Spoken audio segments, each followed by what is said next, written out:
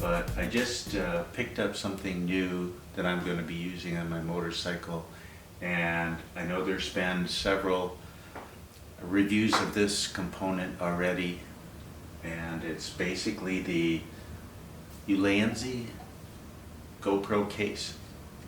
And the neat thing about this case is that it will hold the GoPro mic adapter, which is down in this portion right down here, and it just slides into this area right here. You can see it kind of poking out. I'll give it a little close-up later.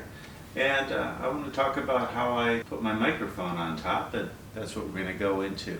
So let me move the camera in a little closer so you can see what I'm talking about.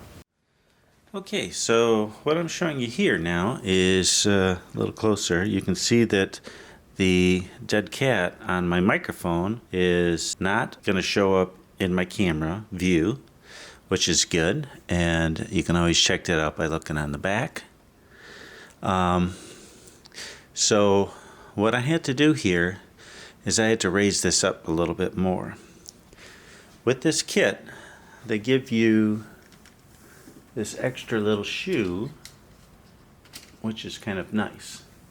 So they give you this part right here, and that raises it up about a few millimeters. And what I did to make this work, let me get that in focus. What I did to make this work is I went out and I bought a panhead 1/4 20 screw, and you can see the head of it right in there, right above my fingernail. And I hope that's in view. So what I did to get that in there, I slid that right in where the hot shoe, this next hot shoe would be. And normally this here would slide right into that hot shoe slot. But I ground down a flathead, I ground down a panhead to make it more flat on top. And I took about 50% of the material away. And this is not a coated bolt. This is about 1 inch long. You can make it longer. I could have gone even 1/4 of an inch shorter, but that's a 1/4 20 threaded bolt that actually threads right into the bottom of my mic. And then I bought 2 nuts and 2 washers. And these 2 washers, I put one of them in the slot with the ground down head of the bolt, and then the other one on top, and then I just ran a nut down onto it, and then I ran a nut on the top, I threaded that in, locked it in. This is like one piece now, so it works out really nice. So I can take this, slide it in like that, so I can use it for vlogging. So I can talk to myself, turn it around, talk to myself. This is no longer in view. I found, by the way, that with just this little, I'd say 5 millimeter or 3/16 of an inch lift that this one little shoe gave it, wasn't enough to clear this. It almost cleared, depending on how I turned this. And I didn't want to have to worry about that. And I didn't want the bouncing of it to come into it. It was just right on the borderline. So actually, all I needed to do is lift it up probably another 7 millimeters or so. But I found that this works even better. So now, if I want to talk to the camera, I just slide that out like that. And now I can walk around the camera like this, and I can talk to it. So let me back it up here so you can see. All right, so it'd be like that. So I could talk to it. So it'd be nice if it was on a swivel.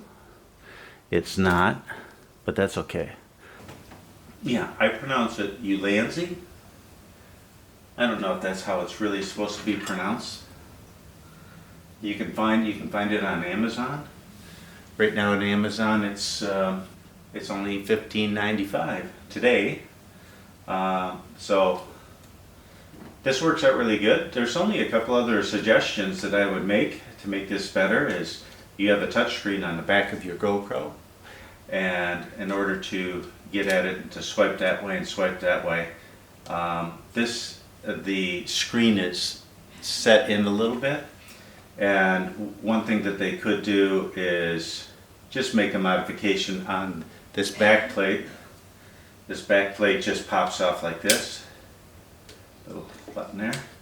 You can see that this sets in just a little bit. They would have to make just some changes here to maybe chamfer that back. That would be an easy fix. And they just have to make it to this part. So that would be one suggestion for a change. Either that or make this box a little bit thinner. But I think the easiest would be just to change that, and that just snaps in place like that. The other one would be, it's hard to see this. I don't know if I'm going to get this close enough to see it, but you can see how this slides out like that. Alright, when you push it this way, it hits a little flanged wall here, which is good. But on the other side, there's room here to maybe mold in a couple bumps that would make it snap into place. Right, it's in there real good. It's not going to come out, but you can see it's kind of squishes out a little bit like that, and then it does stop because the cord is going to stop it. The way this cord is right here, it stops it from going that way. So it's not a big deal right now. I think that's pretty good, but that'd be the only thing. So this thing is really sweet. So if you need to use something like this, this works out as a nice little rig. This is going to be my nice little walk around rig. Instead of using my big camera, this has such good digital stabilization. I'm going to be using this in the future. And I just want to show what I did for those people that are having a little issue with this little muff here on the top. You now won't have it. If I spent maybe about 89 cents for these little pieces. They're all stainless steel. That's it. Very easy to do. So